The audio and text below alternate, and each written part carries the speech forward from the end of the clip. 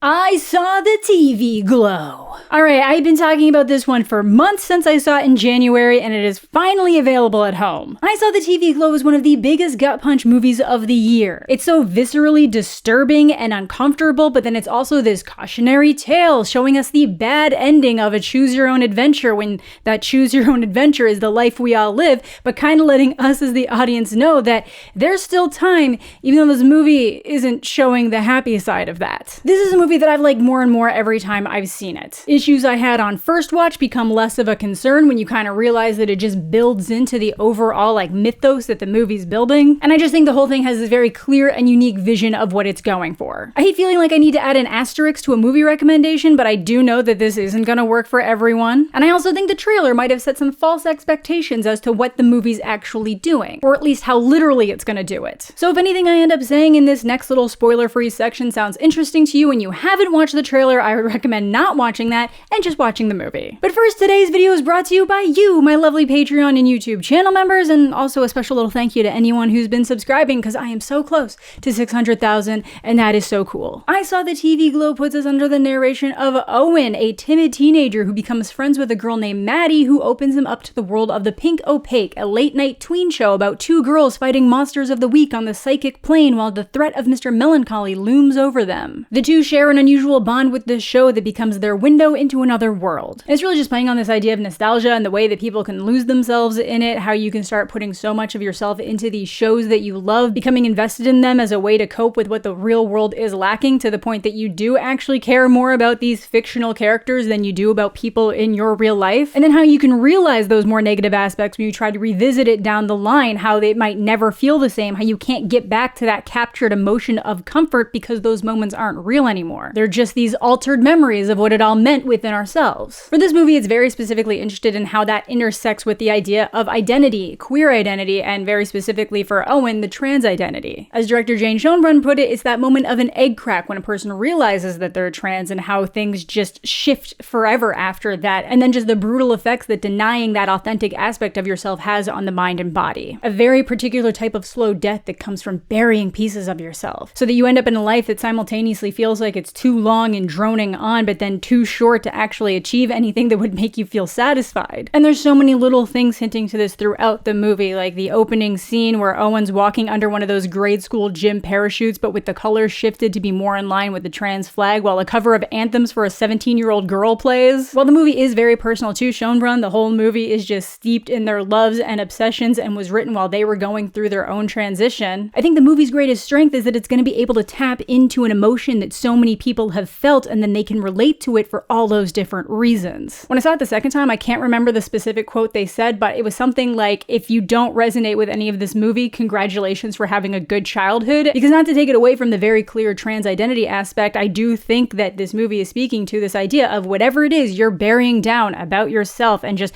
piling down and trying to escape from, this movie is telling you literally that there's still time to change that. Another thing I saw in an interview with Jane is they became very into this idea of hauntology and the idea that older media becomes something that haunts us instead of being a warm, distinct thing we can look back on. And that the 90s specifically marked the end of this time that we had a certain type of future to be looking forward to, so we're all just trying to hide in the past and the comforts of those past moments. And this movie absolutely captures that more twisted aspect of that feeling. Again, I think Jane just had such a very specific and unique vision in how they wanted this story told, and achieves it. I know some people think that the use of the soundtrack might have been a little bit indulgent in the movie, but as a fan of those artists, I love it. Immediately had to pick up the vinyl, and I love that Jane literally commissioned all their favorite artists to write songs that sound like they would have played at the Bronze or the Roadhouse, and mission accomplished for sure. Feel very fortunate to have been at a pre-party where Yule played. There are so many moments and lines from this movie that are just buried in my skull forever, and I just think it's really cool that movies like this can exist and not be sentimental or easy to digest or focus on one aspect of the LGBTQ experience,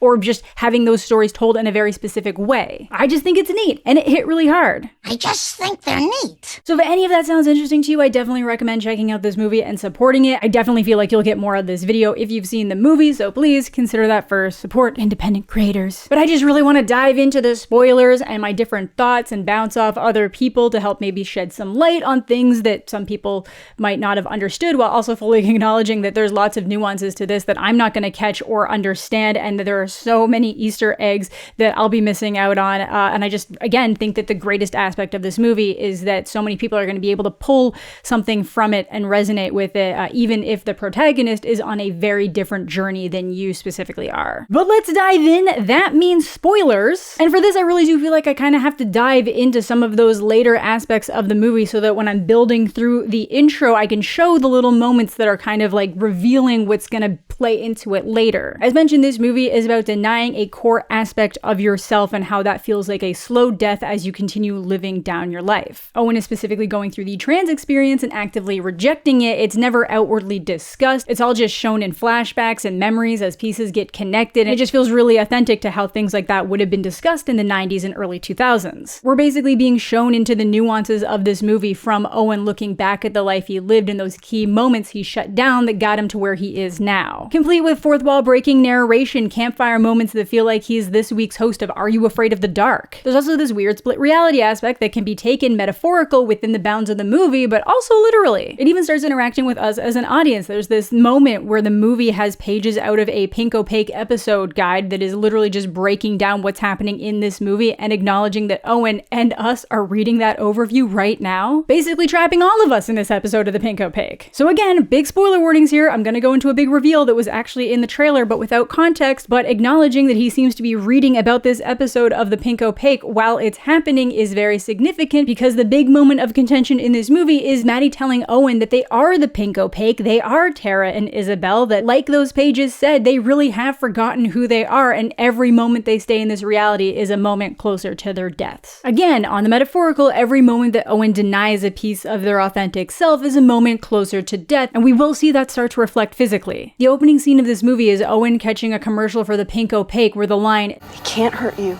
if you don't think about them," is repeated, and that's kind of the lie Owen tells himself the entire movie. He doesn't think about any of it, it'll go away, it'll be okay, but it won't. We start in 1996 at Void High School, feeling like a combined effort for a VHS acronym and potentially that this whole world is a void. It's empty and absent of anything deeper, hollowed out in the same way Owen grows to be. This is where he meets Maddie, who takes sympathy on this timid 7th grader and invites him over to watch the pink opaque. Isabel's a scary cat. She's kind of the main character, but she's also kind of a drip. Perfectly matching up with how Owen is, this is our first indicator that these worlds will start to blur. Sometimes the pink opaque feels more real than real life. Even though the focus is Owen, we do get glimpses into Maddie's life as well. An abusive stepfather, being gay in the 90s, parents who don't care enough to care when she goes to sleep, in contrast to Owen's overly strict household where he's literally here because he had to lie to stay up late enough to watch the pink opaque. And even though Maddie is the most important bond in Owen's life, they don't actually end up talking for at least another 2 years. And it seems like Owen's almost frozen in time, just not engaged with the outside world, physically growing, but maybe not in any other way. Seems like you're always somewhere else lately. Even though he is now in the 9th grade, he still has a bedtime that stops him from watching the show live, not super engaged in the present, and his dad, shockingly and almost unrecognizably played by Fred Durst, a clear ally, always acknowledging the ladies, the fellas, and the people who just don't give a fuck. Who's just this looming presence in the movie, won't cut him any slack to watch the show because he thinks it's for girls anyway. So even though they really don't talk much, I couldn't work up the courage to say more than 3 words to Maddie Wilson at a time. Maddie starts leaving tapes for Owen to watch, never really talking much beyond that, just cassettes left in a dark room with messages of what to expect and how it all connects into the deeper lore. Remember, it's the 90s, she can't just get him those early episodes until they decide they're gonna rerun them. And this is one of those scenes that people are just gonna say is overindulgent music playing, but I actually really love all the different messages that she's leaving for him on the tapes and the stuff you see kind of going on in the hallways. Like, it's all adorned with these typical motivational quotes, but some of them seem like they're particularly related to the journey that he's gonna go on. To thine own self be true. I took the road less traveled by. Without courage, all other virtues are meaningless. Pain is weakness leaving the body. And then there's the pink opaque rundown about how they meet on the psychic plane, that they have these ghost symbols permanently permanently on their bodies, which means they're special and that they are the pink opaque. Reiterating again that the Drain Lords will stop attacking if you stop thinking about them, which lines up with that repression, that if you just bury those aspects of yourself down, they can't hurt you. Before he does finally get a chance to watch the pilot episode. And it basically kind of feels like this twisted mix of Buffy with a much more visually disturbing Goosebumps. Like even the opening font is the same as Buffy. But then it's also so sinister because you have Mr. Melancholy, this looming threat that's just this sadness that's going to start taking hold inside you and you don't quite know why, but you also don't want to look any deeper to try to figure it out. Obviously in the show this is an actual villain with demon henchmen trying to kill them, but it's going to start reflecting in the real world too. Mr. Melancholy is obviously very inspired by the Smashing Pumpkins, and there's also a cover of Tonight Tonight on the soundtrack by Snail Mail. And while there is something so sinister there, it does still try to like round it back to that like 90s, early 2000s cheese. I don't even have my learner's permit yet. But then there's this moment where Owen is saying what Isabel's saying at the exact same time after Tara says that being the pink opaque is their destiny. How can I have a destiny? There's the option that maybe this is one of the times he's rewatched the show because one of the fourth wall breaks says he kind of watched them over and over again, but I feel like we're given the very strong impression that this is the first time he's watching the pilot episode, so how could he know what she was going to say? Just potentially another little piece showing that he is actually Isabel, before he quickly has to shut it all down to a static screen in fear of his father's reaction. Which brings us to the scene that so many people were clowning on after the trailer came out, but in the movie it is just such a gut punch. It's one of the first times Owen feels like he can have a longer conversation with Maddie, and we get this great look on how closed in on himself he started to be. I don't know if I've specifically said it, but Justice Smith is just doing such a great job with that portrayal of Owen, and Brigette Lundy-Payne is fantastic as Maddie as well. But Maddie, being gay, is concerned that the reason why Owen would want to come back around to watch the show is because he's into her, you know, the gay struggle in making friends. Amanda told the entire school that I tried to touch her tit, which is a total lie. I did not do that. Thankfully, that's not remotely what he's thinking. What about you? Do you like girls? Boys? Think that I like TV shows. And that's the line so many people jumped on as if it was some kind of like weird pick-me line, that it's all like, relationships? Who has time for them? Let's talk about Buffy and Twin Peaks. But it's what that line goes on to be, where he's describing that anytime he tries to think about that type of stuff, it feels like someone took a shovel and hollowed out his insides. I'm still too nervous to open myself up and check. Because to think about sex and intimacy and crushes would also kind of be forcing him to engage with his own identity in that matter, his own body and how he feels in it. So instead of doing that, he just puts himself into this TV show. Like Isabel, he's afraid of what's inside him. I think this is definitely something a lot of ace people are going to vibe with, but Jane has confirmed that this is about him denying his identity. And he's happy to just live this way, catching episodes of the show with Maddie when he can, until he goes over to her place again that weekend and she tells him she's going to be leaving town. I'll die if I stay here. I don't know how exactly, but I know it's true. And this scene is one of the many decision moments that's placed in front of Owen. The two of them clearly use the pink opaque as this grander escape. Jane specifically said there's a role-playing element to their engagement with it, that this fake tattoo scene has a very specific intention of transformation, and that there's just this intimacy and understanding between the two of them. But Owen's just not ready, even after, or especially after he sees a glimpse of that other world in the night. He panics, washes that tattoo off before his dad can see, tells his old friend's mom that he's been lying about staying there to go to Maddie's, who will end up grounded. Special note that is Amber Benson, who played Tara in Buffy, who is the like poster face for bury your gays, and Owen is burying himself. But then she's just there as the source of comfort as he's all but lost, as his mom started to deteriorate in the hospital, because not long after she ends up dying, leaving him alone with his dad, and then Maddie disappears. All they found was her TV set burning in the backyard. And the exact month she disappeared, the show gets canceled. And just like that, we cut to 8 years later, and he's becoming even more of this shell, getting severe breathing issues. That he's still repressing any engagement with sexuality because he's obviously still repressing any engagement with his identity. And everything just starts feeling even more off than it did all those years ago. There's just flickering lights, an army of abandoned shopping carts, a half-populated world. Things are starting to split as he comes across a downed power line with all those pages from the Pink Opaque episode guide that I mentioned earlier that are literally narrating what's about to happen in the movie. That Isabel and Tara have been tricked into thinking they're normal people in a parallel world, and that Tara's the first one to realize that something's wrong. Acknowledging that it's being written in this moment and that we're reading it in this moment, the escape from the Midnight Realm. This is season 6, episode 1, Escape from the Midnight Realm,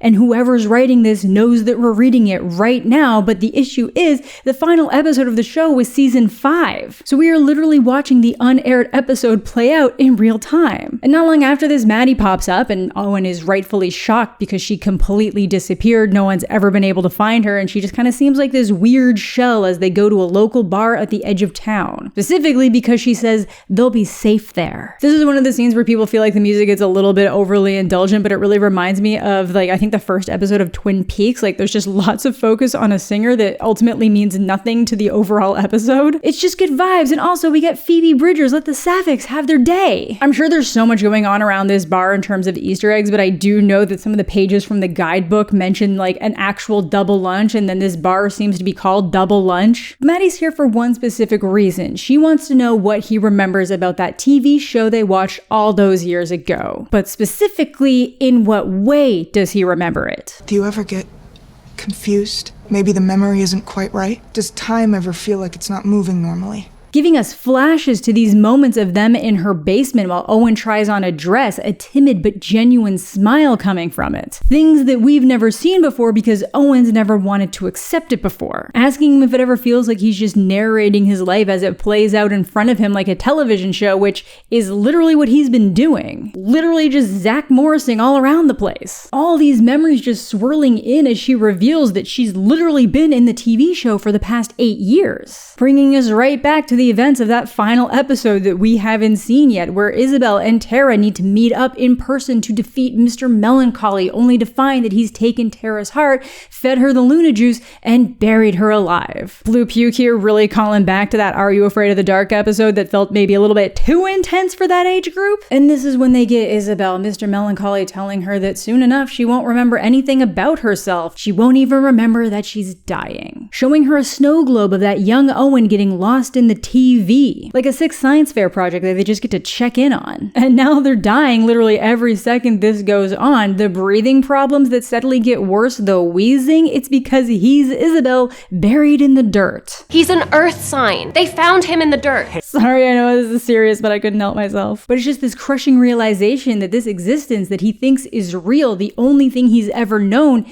is fake. That egg crack moment where it's just all suddenly come to the forefront and it can't be ignored anymore, and he's just desperately trying to get back over to where he belongs before his dad pulls his head out of the television. This is my home! It's just brutally heartbreaking as his not father is this literal force pulling him away from himself, forcing him to stay in those bounds of expectation. And now Mr. Melancholy is aware that he's aware and seems to have Marco and Polo disguised to keep an eye out on him. At least that's what I interpreted here. This is literally the actors of Pete and Pete, because so much of this movie feels like a subversion of that suburban life and mystery that show kind of put out there, that this is now twisting that nostalgia for us as the audience member and going further to just show that this idea of like the perfect suburban life is a lie. But still, after all that, he doesn't go with Maddie. We get a long monologue from her, how she started to feel like the stuffed Build-A-Bear she was making at her mall job as time just kept slipping away. And I know that so many of us can relate to that idea that time and life just seem to be slipping away from us. The lies we tell ourselves to get through day-to-day life. So one day she decides to bury herself alive and then wakes back up in that sleepaway camp, climbing her way out of the dirt but couldn't ever find Isabel, so she had to come back to find him instead, telling him he knows it's true because of what he said on those bleachers all those years ago. At this point, his memories shift to a different aspect ratio, really driving home that things are shifting in terms of reality. And still, he just won't do it. It is scary to be seen for who you are when you're not ready and when you don't feel like it's worth it. This isn't the Midnight Realm, Maddie. It's just the suburbs. And that for him, it's easier to just see this all like the Drain Lords, that it's not real if he doesn't think about it. So he runs away, locking himself in his home, worried that she'll show up to force him underground. But she never did. I never saw her again.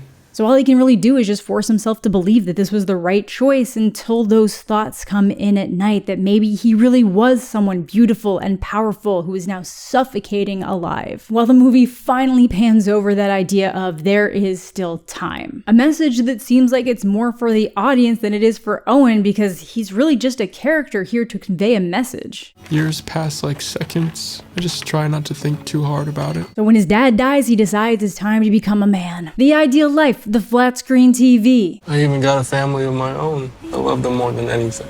I was going to wait till the end to say this message, and I'm sure I'll reiterate it later, but I just want to say it now that, life is going to happen whether you engage with it or not, and it is going to go by simultaneously so slow and so fast, so you might as well be living your life as authentically as you can. The movie then brings us back to the beginning, that first night where he couldn't sleep and puts on the Pink Opaque on a streaming service and realizes that it might not quite be how he remembered it. It's now looking very Goosebumps and maybe even a little bit embarrassing for how much he was into it. Like that first episode he watched with the ice cream is starting to look a lot more like the Mr. Tasty episode of Pete and Pete than the distorted nightmare version from before. And I'm sure we've all had some moments like that where things just don't stack up quite the same when we try to watch them again years later. All while the wheezing just continues to settle in on his body as we cut to 20 years later and he's now working at the Fun Center, which is totally filled with Mr. Melancholy stuff. More signs to confirm that he's trapped in the nightmare realm. And at this point he can barely move. He is dried out and fading as "You're dying" flashes above this kid's party game. And something in this moment finally causes him to snap, to realize what's actually happening to him. You need to help me!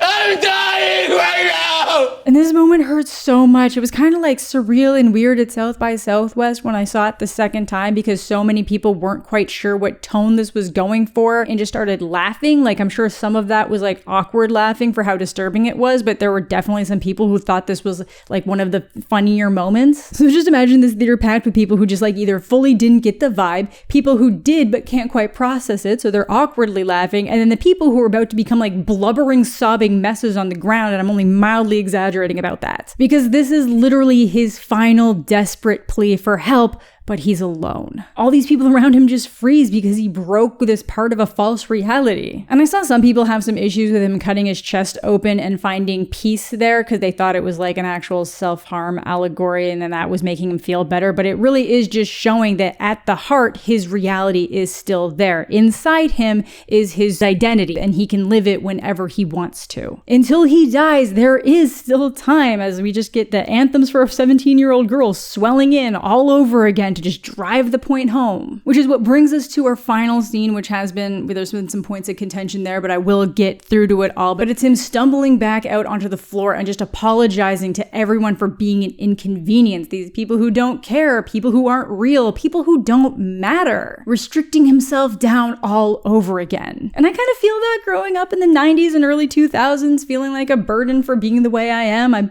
pretty sure I literally apologized for being a disappointment.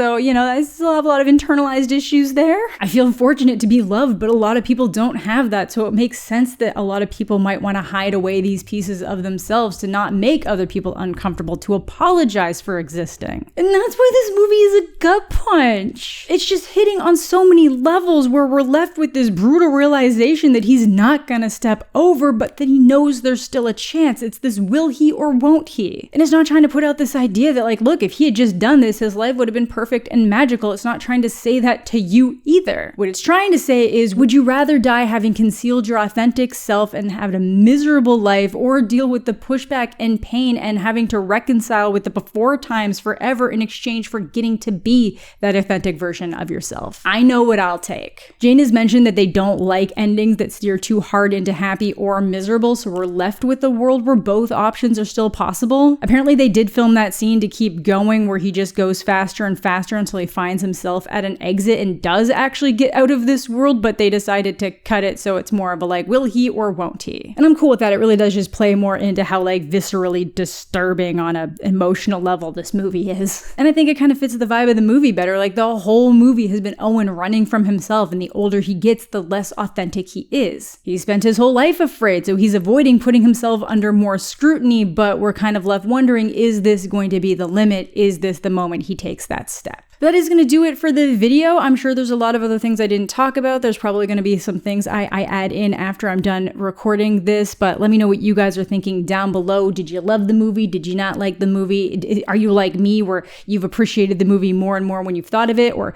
are you one of the people who, even though you didn't love it, still can't stop thinking about it? Because I've seen a lot of you guys out there. You'll come around. You'll be one of us. But I've seen a lot of people really heavily resonating with this movie, so feel free to share some of those stories down below if you want to. But thank you all so much for watching. Thanks as always to my Patreon supporters and YouTube channel members. Subscribe to the channel if you're new. Leave a like on the video if you're into that kind of thing. All my other social medias are listed down below if you want to follow me there. I hope you're all having a fantastic day.